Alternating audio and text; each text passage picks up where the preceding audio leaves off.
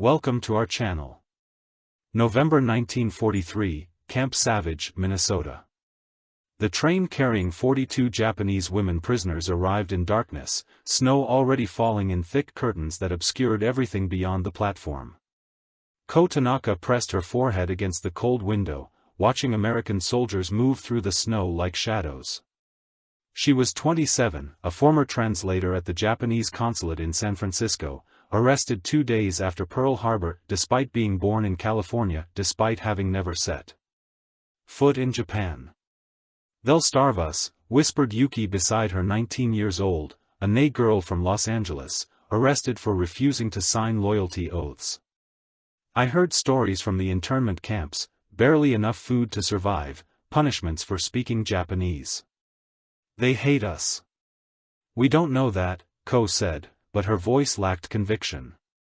She'd spent 18 months in a civilian internment camp before being transferred here for unclear reasons. "This is a military facility, different rules, different, but not better." Yuki's hand trembled. "We're enemy aliens, Japanese faces. They'll treat us like animals." The train doors opened, guards waited, rifles ready, faces expressionless in the cold out, commanded a female officer. "Single file, no talking. Keep your hands visible." The women climbed down into snow that reached their ankles. None had proper winter clothing, just the thin dresses and worn coats they'd been wearing when arrested, sometimes years ago. Ako watched their breath fog the air, watched women shiver, watched fear ripple through the group like wind through grass. The female officer stepped forward, Captain Mary Wilson. According to her name tag, she was perhaps 35, with steel-gray eyes and a bearing that suggested she'd seen combat. "I am Captain Wilson. This is Camp Savage, a military intelligence training facility. You've been brought here because you speak Japanese fluently. You'll be working as translators helping decode enemy communications." Her voice was crisp, professional. "You're prisoners of war under military jurisdiction. You will follow orders, maintain discipline and work assigned shifts. In return, you'll receive treatment consistent with Geneva Convention standards." "Geneva Convention?" Yuki whispered in Japanese for us. Wilson's eyes snapped to her. "English only during official interactions, Japanese permitted during personal time and translation work understood." "Yes, ma'am." Yuki replied in English. "Good, follow me to your quarters." They walked through snow toward a series of barracks, not the tar paper shacks Ko had expected, but solid wooden structures with actual windows, actual doors. Wilson opened the nearest barracks inside, bunk beds with real mattresses, clean blankets folded. At the foot of each bed a potbelly stove already burning, radiating warmth. 42 beds, 2 per bunk. Choose your spaces. Lights out at 2,200 hours, rely at 600. Mesh hall opens for breakfast at 6:30. Wilson paused. "Bathhouse is behind this building. Hot water is available from 1,700 to 2,000 hours. Latrine facilities are inside flush toilets, not outhouses." The women stared in disbelief. "This is a trick," someone muttered in Japanese. "They'll change it once we're comfortable. Make it worse. Dude, before we discover whether this unexpected treatment was genuine or temporary, tell us where you're watching from. Are you in the USA, Japan, or somewhere else watching this powerful story unfold? We love connecting with viewers worldwide who appreciate these hidden histories of dignity during conflict." Wilson turned at the door. "One more thing, dinner is at 1,800 hours. Tonight's meal is pot roast, mashed potatoes, green beans and apple pie. You'll eat in the main message, same food, same portions as American officers and trainees." She let that sink in. Same food, same treatment. That's not a reward. That's your right under military protocol. Dismissed, she left before anyone could respond. The barracks erupted in whispers. Confused, suspicious, afraid to hope. Ko sat on a bunk testing the mattress. It was firm but comfortable, real springs, not straw. Why are they doing this? Yuki sat beside her, voice small. Why treat us like people? I don't know. Ko touched the clean blanket, but I'm not going to assume the worst immediately. Let's see what dinner brings. That evening they walked to the mess hall, a large building filled with long tables, American soldiers and trainees eating and talking. The women hesitated at the entrance. Prisoners sit left side, a sergeant directed. Fill your trays at the serving line, find seats, don't block traffic. Ko led the way, her heart pounding. The serving line held enormous pots of food, steam, rising smells that made her stomach clench with hunger. A young private served her scooping pot roast, mashed potatoes, green beans onto her plate without comment. Another private added a slice of apple pie. The portions were the same. Ko glanced at the American soldiers' plates, identical portions. She carried her tray to a table, sat and stared at the food, real meat, fresh vegetables, dessert. Around her other women sat in shocked silence, looking at their plates like they might disappear. Is this real? Yuki whispered. Only one way to find out. Ko cut a piece of pot roast, raised her fork to her mouth and tasted the flavor exploded, rich, savory, seasoned properly. She hadn't tasted meat this good in 2 years. Her eyes filled with tears before she could stop them. Around the table, other women were crying, too silent, overwhelming tears falling onto plates of food that represented something more than nutrition. They represented dignity, humanity, recognition that even enemies deserved basic respect. And that recognition broke. Something in Ko that she hadn't known was holding her together, the armor of expecting the worst, of preparing for cruelty, of believing that her Japanese face made her less than human in American eyes. Why, she whispered to no one, why are they doing this? The next morning Ko woke to the sound of relay, a bugle playing across the snowy camp. For a moment she forgot where she was. Then reality crashed back, Camp Savage, Minnesota.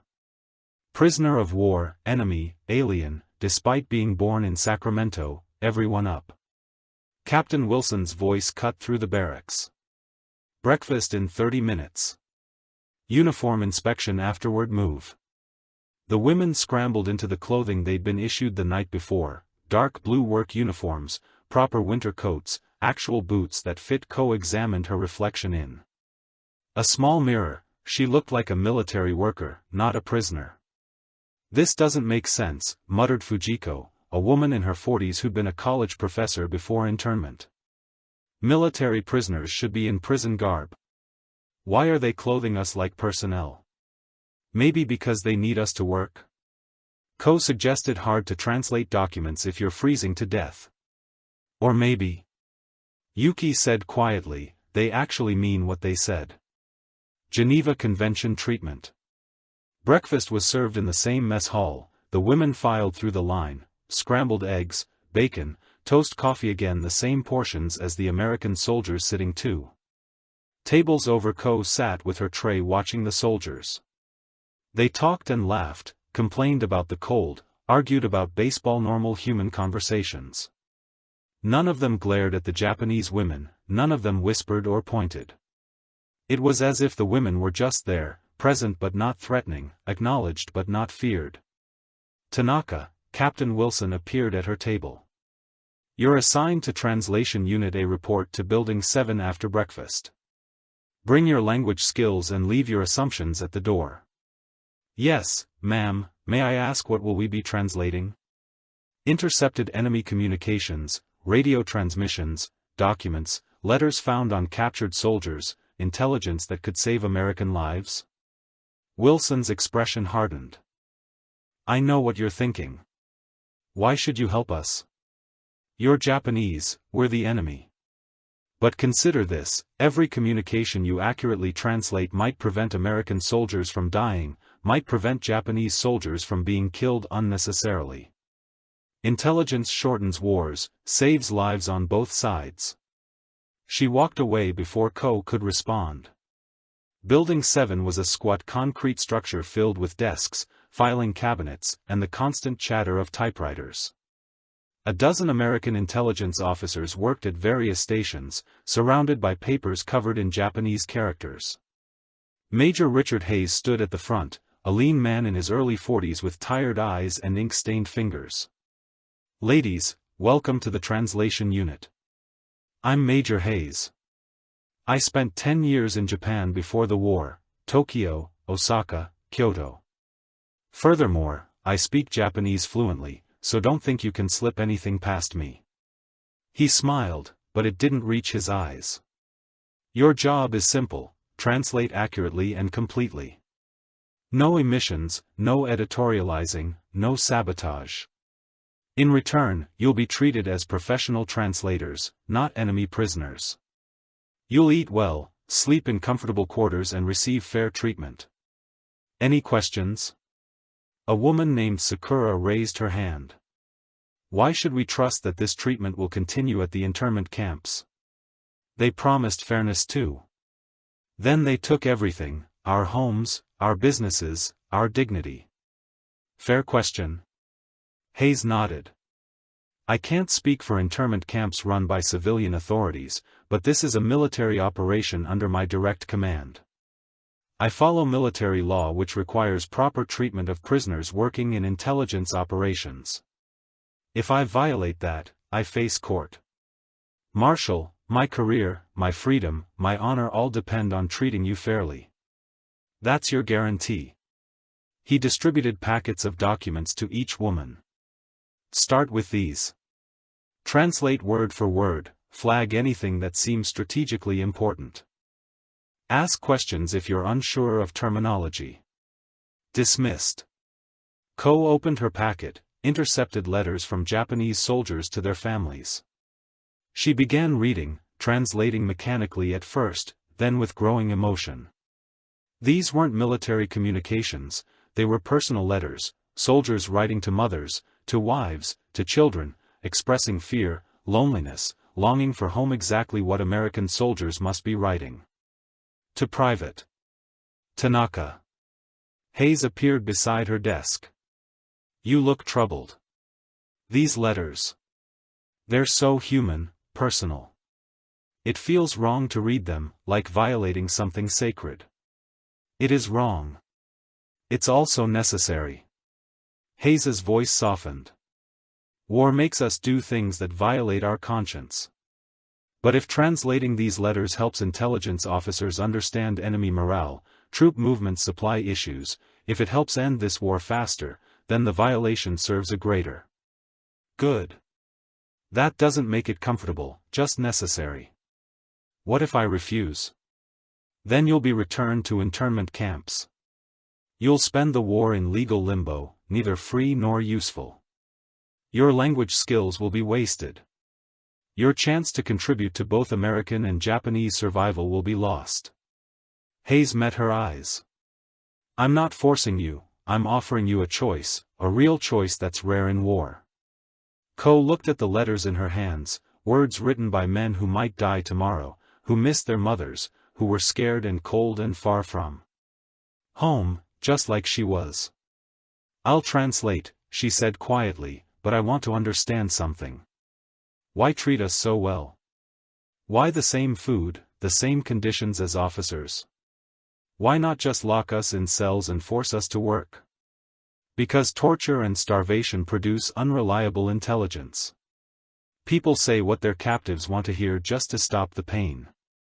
But people who are treated fairly, who have reason to believe their work matters, who feel recognized as human beings, they produce accurate translations, better intelligence. They choose to do good work rather than being forced." Hayes smiled slightly.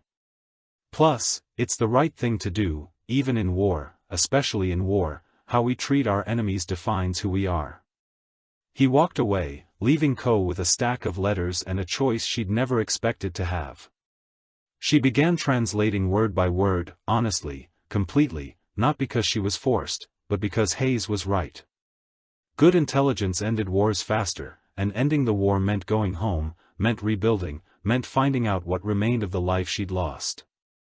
At lunch, they returned to the mesh hall, beef stew, cornbread, apple crisp, again served by the same privates in the same portions, eaten 2 tables away from American soldiers. "I don't understand this," Fujiko said, her voice bewildered. "I was expecting brutality, starvation, rations, maybe beatings, if we didn't work fast enough. Instead, we're eating beef stew and wearing warm clothes and being asked, not forced, to help. It's psychological warfare," suggested Sakura darkly. "They're softening us up, making us grateful. Then they'll demand more. Compromise our principles, make us true collaborators, or," Yuki ventured, "they're just being decent. Is that really so impossible?" "After everything," Sakura's voice rose after they locked us up without trial, took our homes, labeled us enemy aliens, despite being American citizens. "Yes, decency is impossible. This is manipulation." Ko ate her stew in silence, thinking about the letters she'd translated. About the Japanese soldier who wrote to his daughter promising to bring her a doll when he returned. About the one who told his wife he was sorry, so sorry, for leaving her alone. About Major Hayes saying, "How we treat our enemies defines who we are." Maybe some Americans believe that. Maybe some Americans were trying to be better than hate demanded. Maybe, just maybe, decency wasn't impossible after all. 3 weeks passed in a strange routine, wake at 0600. Breakfast, always substantial, always varied, always the same as officers ate, translation work from 0800 to 700, with a lunch break, dinner at 1800, personal time until lights out. At 2200. The women began to relax, not completely. Trust wasn't that simple, but the armor of constant fear began to crack.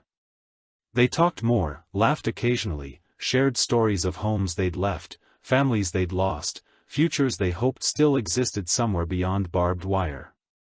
Ko found herself looking forward to translation work. The documents revealed Japan's deteriorating military situation, supply shortages, low morale, strategic retreats. Every translation was evidence that the war was moving toward conclusion. "You're good at this," Major Hayes told her one afternoon reviewing her work. "Best translator in the unit. You catch nuances, others miss. Cultural context implied meanings. My grandfather was a literature professor in Kyoto. He taught me that language is more than words. It's the space between words, the silence, that speaks. Wise man, is he still alive? I don't know. We lost contact when the war started. He's probably dead by now.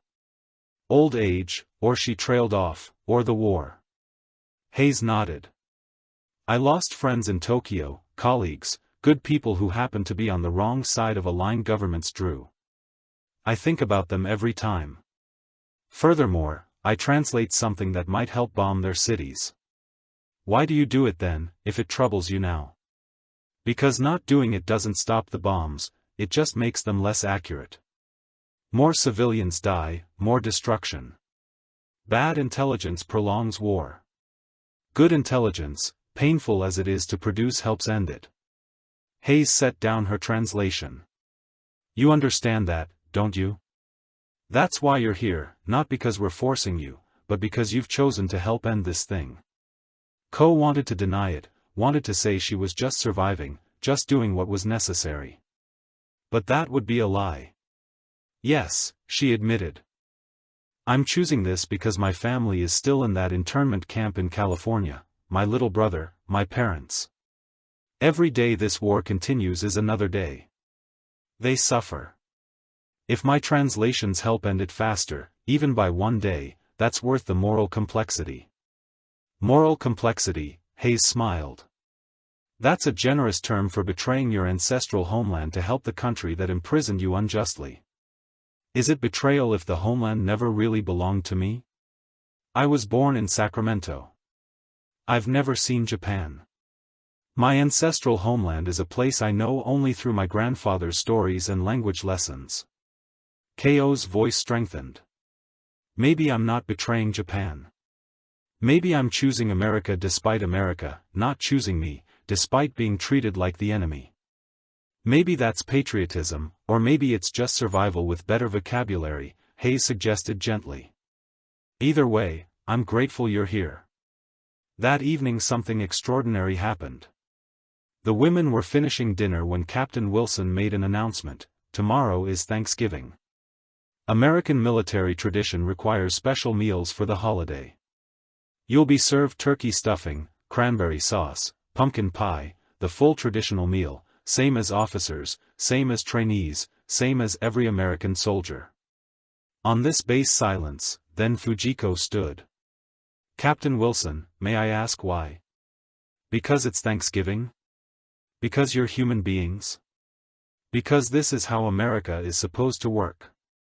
Even during war, especially during war, we maintain our values, including the value that everyone under our authority deserves dignity. But we're enemies.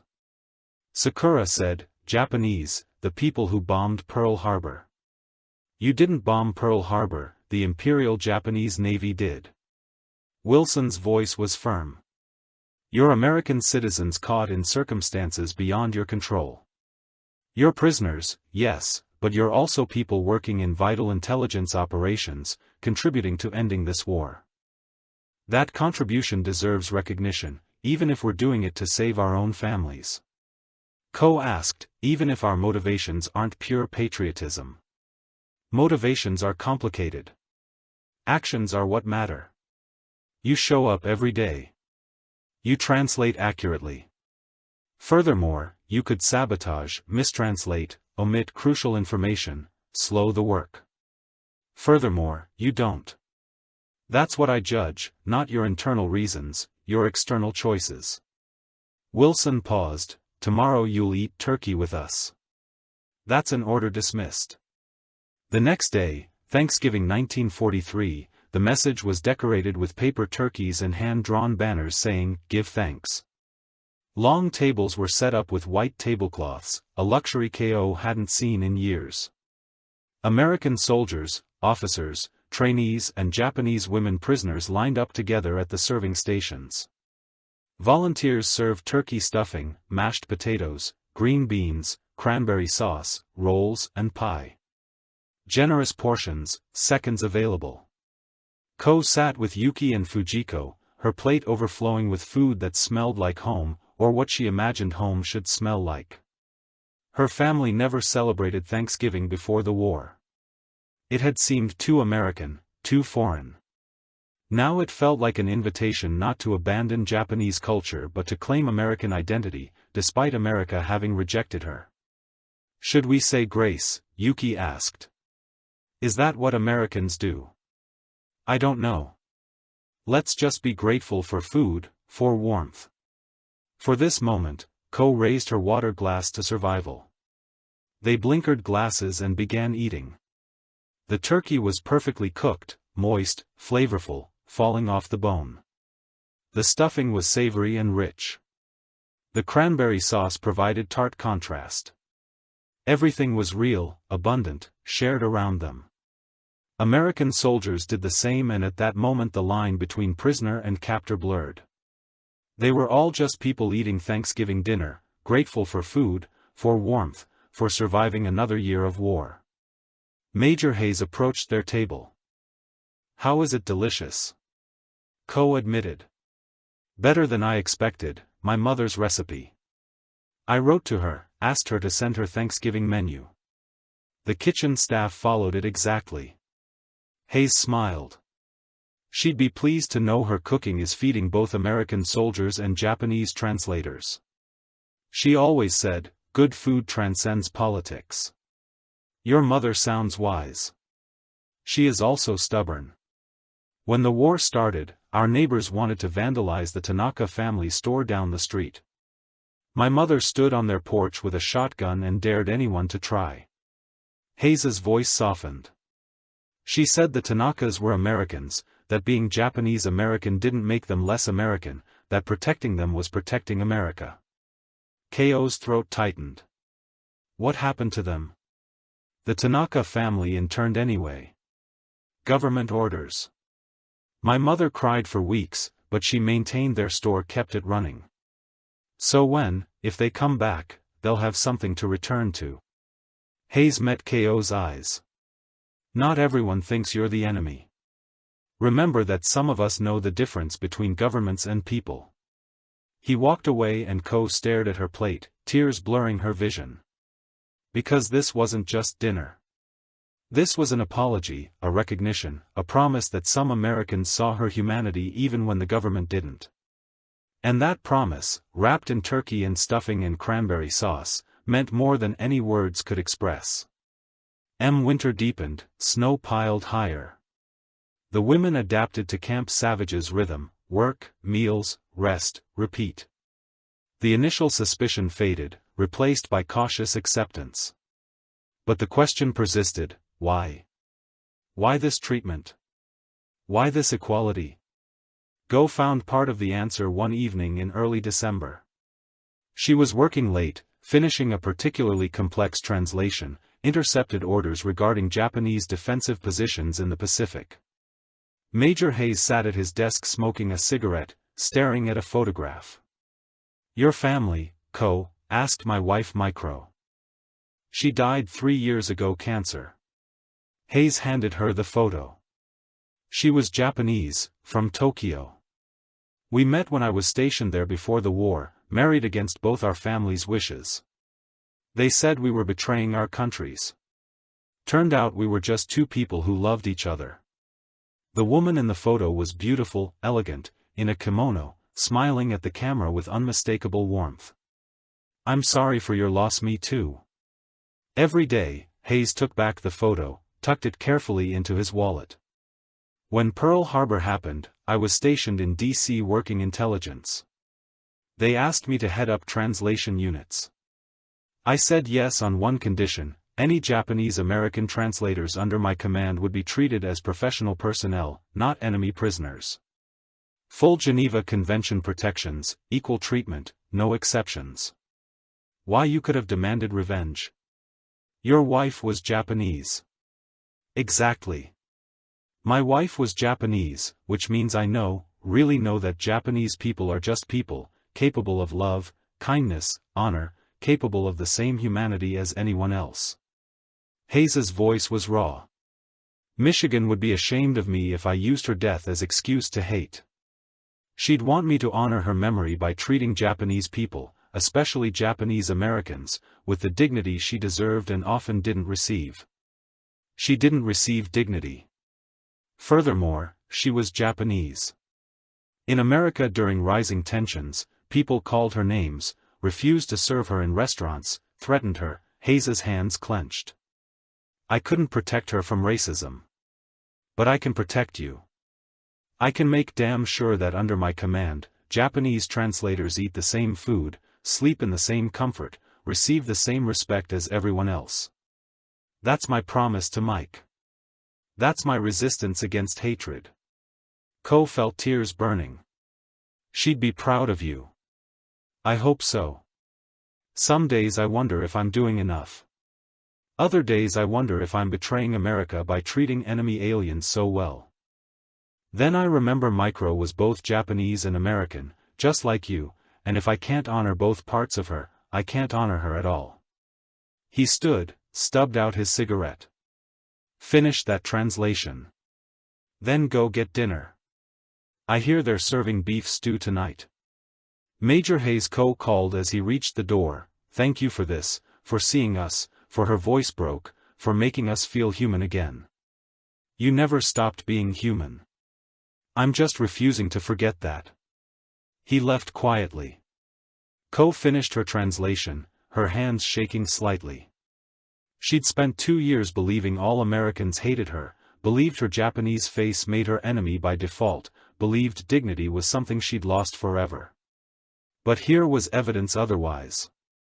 Here was a man who loved a Japanese woman, who honored her memory by treating Japanese translators as equals, who resisted hatred despite having every reason to embrace it. That evening at dinner, beef stew as promised, rich and hearty Ko sat with the other women and shared Hayes's story.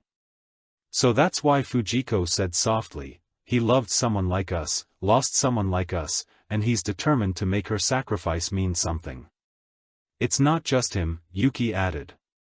Captain Wilson mentioned her brother died at Pearl Harbor. Yet she treats us fairly, without cruelty, without revenge. Why? As if summoned by her name, Wilson appeared at their table. May I sit? They nodded, shocked. Officers didn't sit with prisoners. Wilson sat her dinner tray identical to theirs. I overheard your question, Private Yuki. Why do I treat you fairly when my brother died at Pearl Harbor? Yes, ma'am, if you don't mind answering, I don't mind. My brother, Lieutenant James Wilson, was killed on the USS Arizona. 23 years old. His last letter home said something I'll never forget. Wilson pulled a worn envelope from her pocket. He wrote, if I die in this war, don't let it make you hard, don't let it make you hate Japanese people. They're not our enemy. Their military is, their government is, but the people, they're just people. Promise me you'll remember that, Mary. Promise me you'll treat Japanese prisoners, if you ever encounter them, with the same dignity you'd want our soldiers to receive if captured. Wilson's voice was thick with emotion. So when I was assigned to oversee Japanese translators, I remembered James. I remembered his plea not to become hard, not to hate, and I decided to honor him by doing exactly what he asked, treating you with dignity, feeding you properly, giving you warm beds, recognizing your humanity. Not because you deserve special treatment, because every human deserves basic treatment, and refusing to give you that would make me less human, would betray James's memory. Silence fell around the table. Your brother sounds like he was a good man. Ko said quietly he was. He'd have liked you. All of you would have said. You're proving his point that people transcend politics, that humanity persists if we let it. Wilson stood, enjoy your dinner, you've earned it.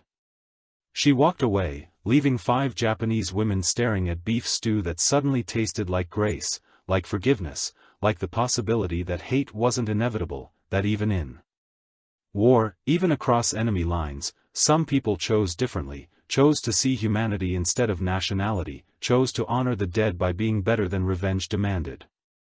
And that choice, served on dinner trays with beef stew and cornbread, changed everything. Christmas 1943 arrived, with fresh snow and temperatures that made breathing painful. The women woke to find the camp transformed, evergreen garlands, paper decorations, a massive Christmas tree in the mess hall they're celebrating. Yuki said confused, why would they include us in their holiday? Because apparently that's what they do here. Ko replied. She was no longer surprised. 3 months had taught her that Camp Savage operated on different principles than the internment camps, principles of dignity, equality, humanity. Captain Wilson gathered them before breakfast. Ladies, Christmas is the most important holiday in American military tradition. Today you'll receive the same Christmas dinner as officers: turkey, ham, mashed potatoes, vegetables, pie. And she paused, presents, small gifts, nothing extravagant, but acknowledgement that you're here, that you matter. Presents. Yumiko's voice broke for us, for everyone under my command. That includes you. Officers drew names. You've been assigned Secret Santa as people who picked out small gifts based on what they know about you from working together. Wilson's expression softened. This isn't manipulation. This isn't psychological warfare. This is Christmas. This is how we maintain our humanity when war tries to strip it away. The Christmas dinner was overwhelming, tables groaning with food, soldiers and prisoners eating together, carols playing over speakers, laughter mixing with the clink of silverware. After dinner, Wilson distributed presents, small packages wrapped in newspaper, tied with string, labeled with names. Ko received a package with her name written in Major Hayes's handwriting. She opened it carefully. Inside a book, The Tale of Kenji in Japanese, a novel from her grandfather's era. A note was tucked inside for Ko. Your translations show deep understanding of Japanese literature. I thought you might enjoy this. Micro loved this novel, said. It taught her that human emotions transcend time and place. Merry Christmas, Major Hayes. Ko clutched the book to her chest, unable to speak. This wasn't just a gift. This was recognition of her culture, her language, her identity as someone who existed in both worlds, Japanese and American, and deserved acknowledgement of both around her other women. Opened gifts. Yuki received writing paper and stamps. Someone had noticed she wrote letters constantly. Fujiko received a mathematics textbook. She'd been a professor and someone remembered. Sakura received sheet music. She'd mentioned loving piano. Small gifts, but chosen carefully, with attention, with recognition that these weren't just prisoners. They were individuals with interests, with pasts, with humanity worth acknowledging. Why are you crying? An American soldier asked Ko. He was young, maybe 20, with a kind face. Is something wrong with the gift? No, something's right with it. That's what's overwhelming. Ko wiped her eyes. I've spent 2 years being treated like I'm invisible, like my face made me enemy and nothing else. This she held up the book. This says I'm visible, that someone sees me as more than Japanese prisoner, as a person who loves literature, who has culture worth respecting. You are a person. Why wouldn't we see that? Because most people don't. Most people see uniform or skin color or nationality and stop looking. They don't see past the label to the human underneath. Ko smiled through tears. But here someone looked, someone saw, someone cared enough to choose a gift that acknowledged who I am, beyond what I am. The soldier nodded slowly. My name's Private Danny Cooper. I work in communications. I've seen your translations. You're brilliant, best we have. You've saved American lives with your work, probably more than you know. Furthermore, you deserve recognition for that. I'm not doing it for America, I'm doing it for my family, to end this war so they can go home.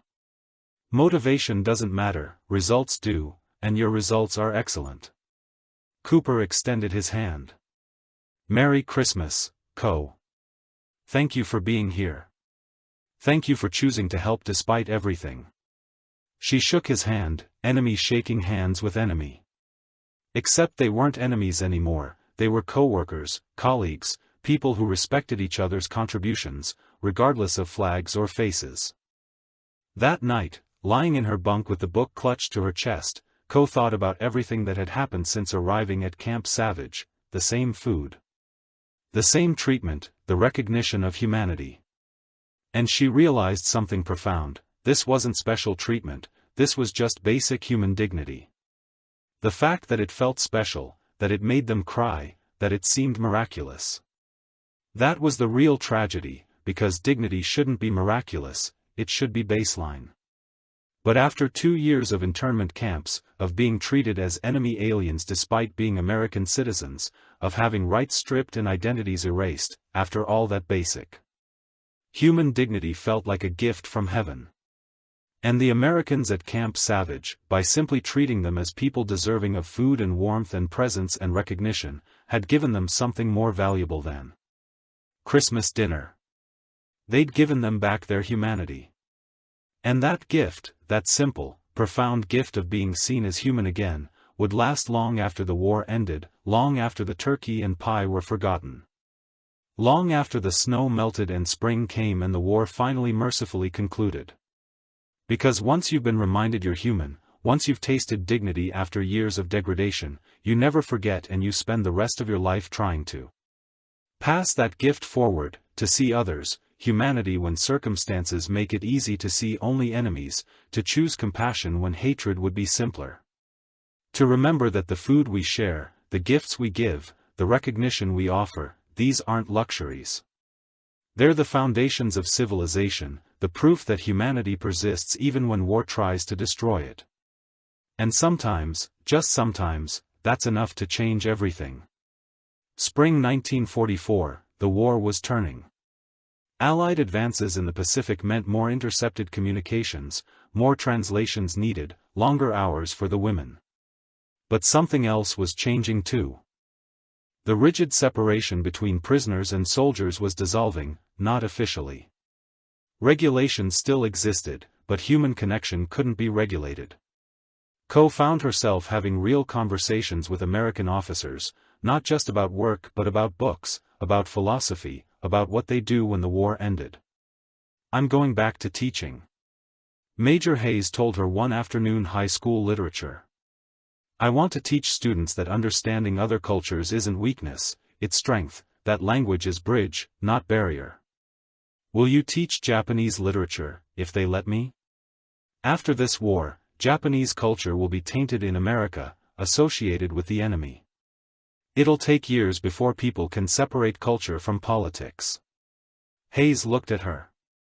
"That's where people like you come in, Japanese Americans who can show that culture and loyalty aren't mutually exclusive, that you can love Japanese literature and American freedom simultaneously, if they let us." Ko said bitterly, "We're still in camps, still labeled enemy aliens. That will change, has to change. This country can't claim to fight for freedom while denying it to its own citizens based on ethnicity." Hayes's voice was firm.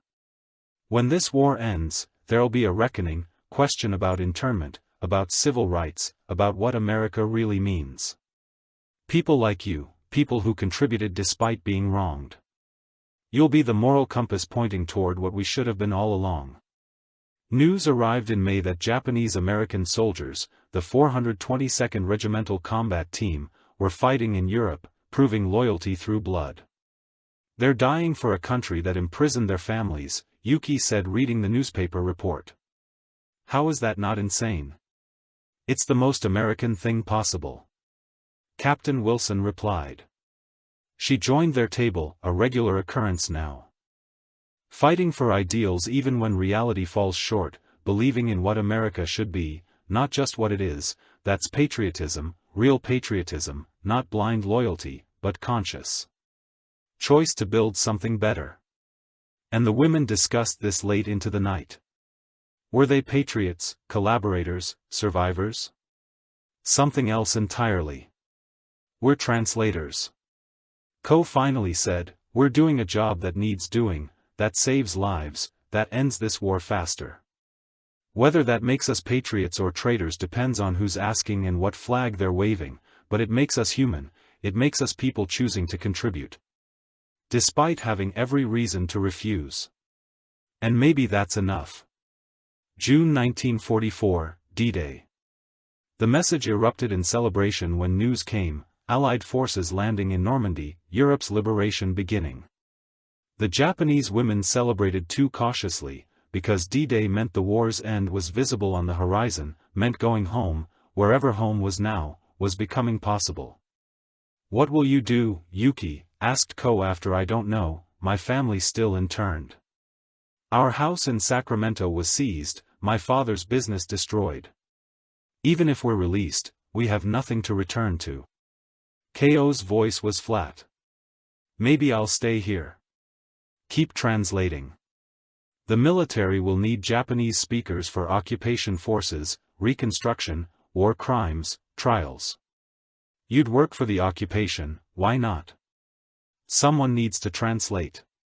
Someone needs to help build bridges between conquerors and conquered. Furthermore, someone needs to prove that Japanese and Americans can work together towards something better than mutual destruction." Ko paused. "Or maybe that's naive. Maybe I'm just avoiding the harder choice of returning to California and fighting for justice there." Major Hayes approached with news. "Ladies, I have an offer. After the war, the military will establish a foreign language school teaching Japanese to American soldiers and diplomats. They need instructors, native speakers who understand both cultures. Anyone interested?" Every hand rose. "I thought so." Hayes smiled. "You'd receive fair wages, proper employment status, opportunity to apply for citizenship through service. It's not full redemption for internment, but it's a start, recognition that your skills matter, that your contributions count.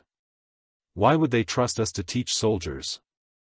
Fujiko asked, we're still technically enemy aliens because you've proven yourselves, 18 months of accurate translations, critical intelligence, lives saved. You've earned trust through actions, not words. Hayes's expression was serious. This isn't charity. This is strategic necessity wrapped in moral obligation. America needs Japanese language experts. You need employment and paths to full citizenship. It's mutually beneficial and self-serving. Sakura added, they're not doing this out of kindness. They're doing it because they need us. Both things can be true. Captain Wilson interjected, she'd been listening nearby. They need you, and it's the right thing to do. Necessity and morality aren't mutually exclusive. Sometimes they align. When they do, you take the opportunity and build something lasting from it. The women spent days discussing the offer, the chance to stay, to teach, to build careers from skills they developed under imprisonment. It feels like accepting crumbs from the table, Yuki said, like being grateful for opportunities we should have had all along, without needing to prove our loyalty through wartime service. True Co agreed. But crumbs are better than starvation, and sometimes you have to accept what's offered while fighting for what should be.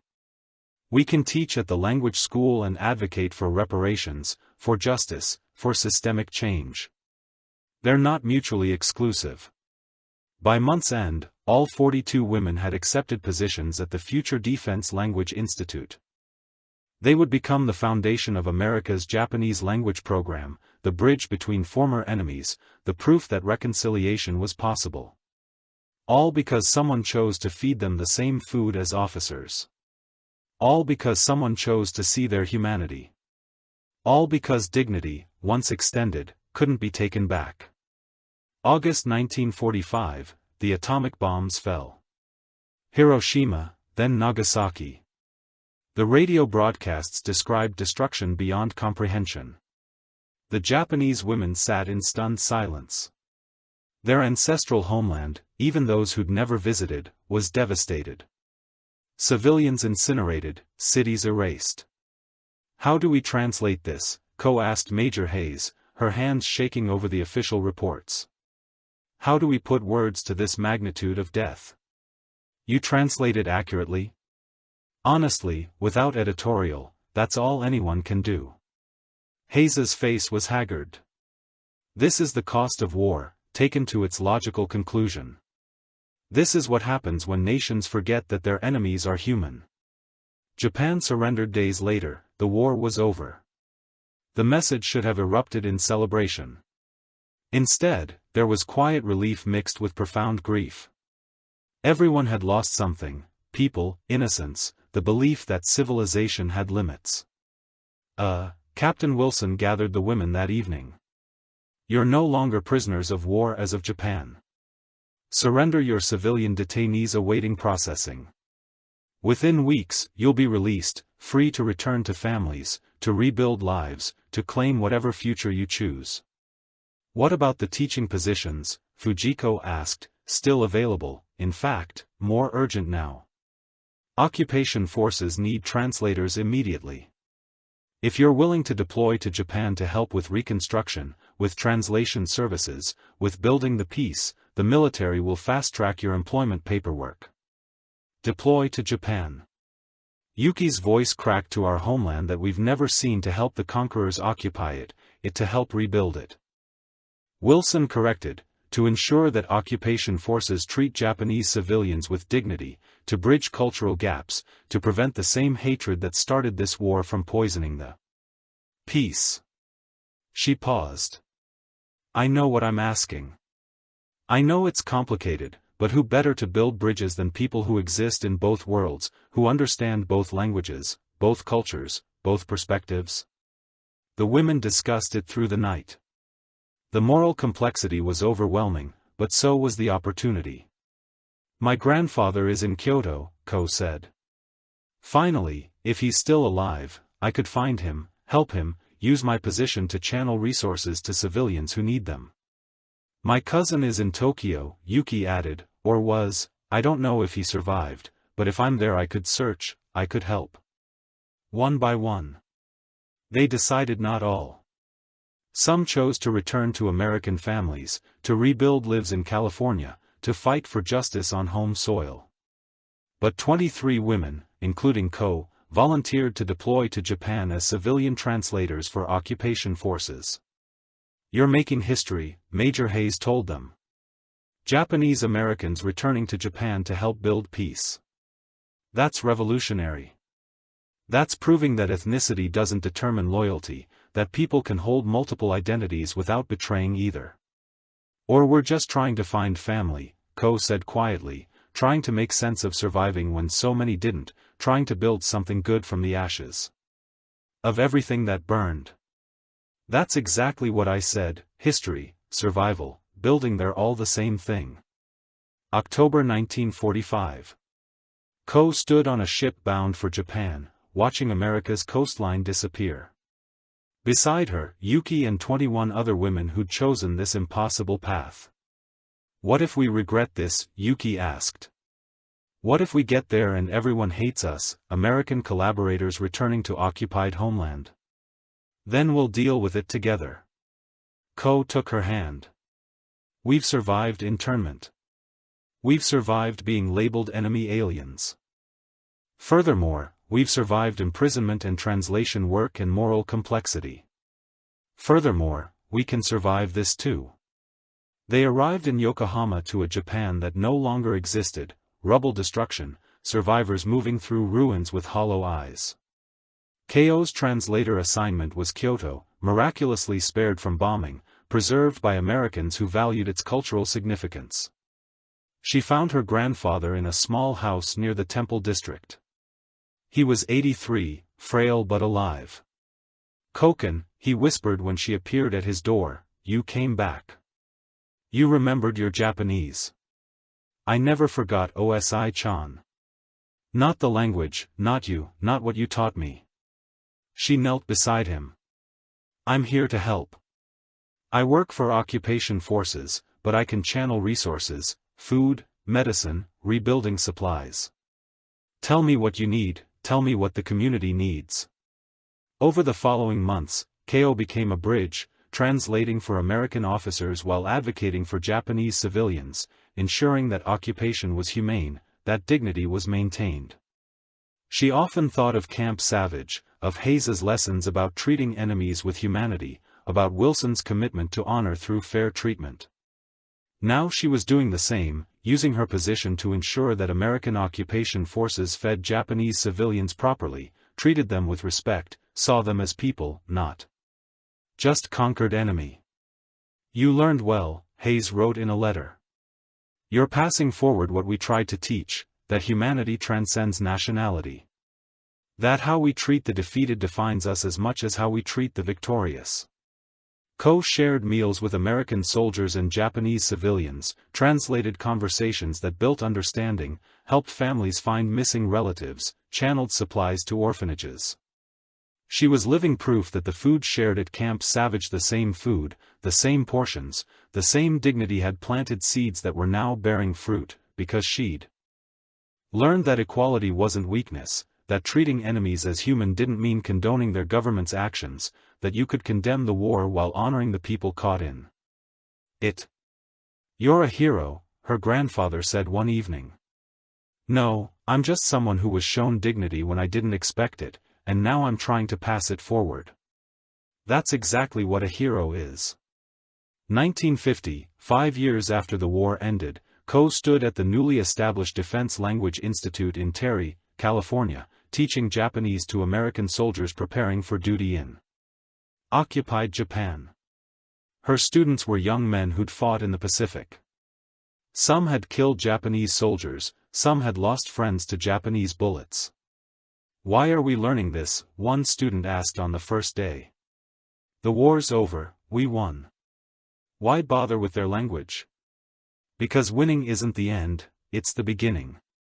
Ko wrote Japanese characters on the board. "You're going to Japan to help rebuild, to establish democracy, to build a peace that lasts. You can't do that without understanding the people, their language, their culture, their humanity. But they're the enemy. They were the enemy, now they're the defeated. There's a difference, and how you treat the defeated determines whether you build peace or just plant seeds for the next war. Ko turned to face the class. I'm Japanese American. I was imprisoned during the war, despite being born in California. Furthermore, I worked as translator at Camp Savage and I learned something there that I'm going to teach you: the same food, the same treatment, the same dignity. That's not weakness. That's what separates civilization from barbarism. She told them about Major Hayes, about Captain Wilson, about Christmas dinner and Thanksgiving turkey and the same portions as officers. They didn't have to do that. They could have starved us, beaten us, treated us as subhuman. We were the enemy. But they chose differently. They chose to see our humanity, and that choice changed everything. How? The student asked. Because I'm standing here teaching you, helping you understand that Japanese people are just people, that language is bridge not barrier, that the occupation can be humane. If you choose to make it so, Ko's voice strengthened, you're going to Japan. You'll have power, authority. You can use it to be cruel or kind, to punish or rebuild, to hate or understand. I'm teaching you language, yes, but I'm really teaching you what Major Hayes taught me. How we treat our enemies defines who we are. The semester progressed, students learned grammar, vocabulary, cultural context, but more than that, they learned empathy by graduation. They weren't just soldiers with language skills. They were young men who understood that the Japanese civilians they'd encounter were mothers and grandfathers and children, people who'd lost just as much in the war, people deserving of dignity. You changed my mind. One student told Ko, I went into your class hating Japanese people. I left understanding that I hate what their government did, but the people, they're just people, like my family, like me. Then I've done my job. Ko smiled, pass it forward when you're in Japan. Remember what you learned here: see people, not enemies. Build bridges, not walls. That's how we make sure this was the last war, not just the last one we fought, but the last one we'll ever fight.